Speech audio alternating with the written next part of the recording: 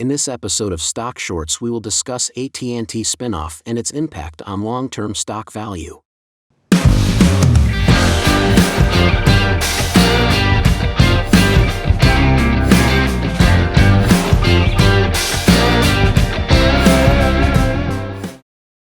The spinoff of AT&T Warner Media and its subsequent merger into Discovery has been realized on April 5. The telecom giant decided for that move after years of unsuccessful increase of investors' value. For each of 100 T shares, investors received 24 WBD stock shares while price of T stock significantly decreased. So let's discuss which part of T business remains and how the spinoff influenced profitability of investment.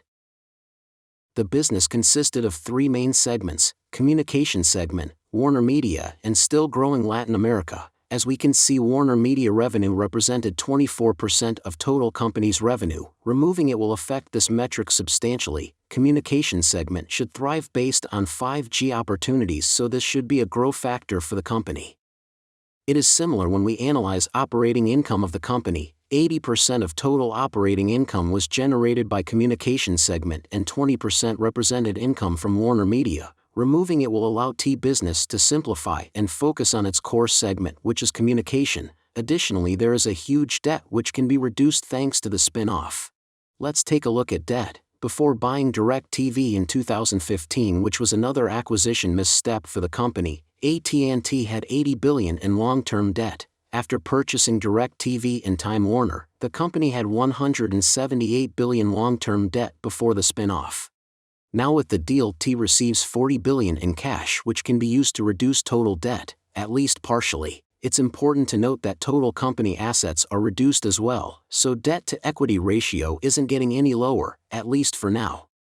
Dividend was cut from 0.52 to 0.278 quarterly. For dividend investors, it can be jump the ship sign, but it is correlated with reduced total stock price because of the spin-off of the whole business segment. After the spin-off, the dividend yield is 5.69%. This is still very good dividend yield. Comparing it to popular dividend aristocrats, over 5% looks fantastic.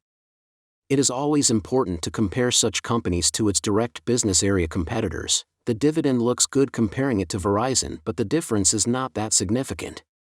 Price-to-earnings ratio tells us how many years of earnings allowed to purchase the company. This is very important metric allowing to evaluate current company price. T price-to-earnings ratio looks attractive in comparison to other dividend companies as well as direct competitors. For example, Verizon is 9.59.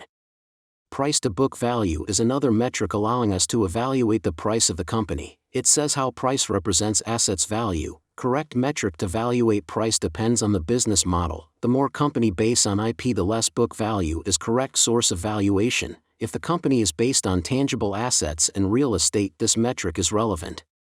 Communication company with extended infrastructure is a good example of company to analyze based on this metric, and in T case, ratio looks good. Debt along with growth strategy is the biggest problem in current T business. Debt to equity 1.23 from March 31 means the company needs to take actions to reduce it.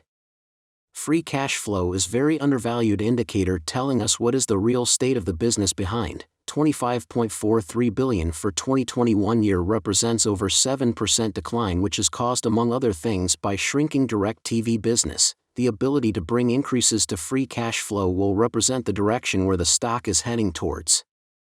P/G ratio is very good additional metric in comparison to P/E because it can help understand not only current situation but also direction. P/G 1.65 means that the company is not going to grow much in comparison to its current valuation. Last and final metric, earnings per share, can be helpful to dividend investors considering if the dividend is safe. This metric has no general rules because it depends on the number of shares, but it is good exercise to compare it to dividend per share. Guidance of $2.42 to $2.46 for 2022 in comparison to new dividend of 1.11 means that dividend will be well covered. The biggest issue for investors now is to predict if the business will grow, will continue to be stagnant, or even shrink. Financial metrics looks attractive, but only if we believe that this state of the company is sustainable. If the business simplification by spinning of Warner Media will allow the company board to focus on its core business and to keep T market position while paying off debt, T may return as a good choice for conservative investors. Especially, there is a tempting dividend with nice yield which might for some of investors be a good risk-reward ratio. Unfortunately, we have a lot of doubts. For now, we will watch the company carefully to decide whether to be bullish or bearish. And most important, this is not financial advice, so always remember to do your own research before investing. Thanks for watching. Press the like button if you enjoyed the video and don't forget to subscribe the channel so you will never miss an episode.